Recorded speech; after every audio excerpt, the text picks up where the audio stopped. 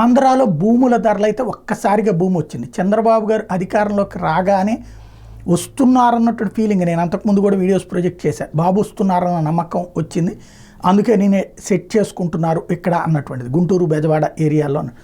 అలాగే ఆయన గెలిచిన తర్వాతన ఇప్పుడు చాలా చోట్ల వెంచర్లు ఆల్రెడీ అప్పట్లో చంద్రబాబు టైంలో ప్రారంభమయ్యి జగన్ వచ్చాక ఆగిపోయినటువంటి వెంచర్లు చాలా వరకు ఇప్పుడు పూర్తి చేస్తున్నారు, నెంబర్ 1.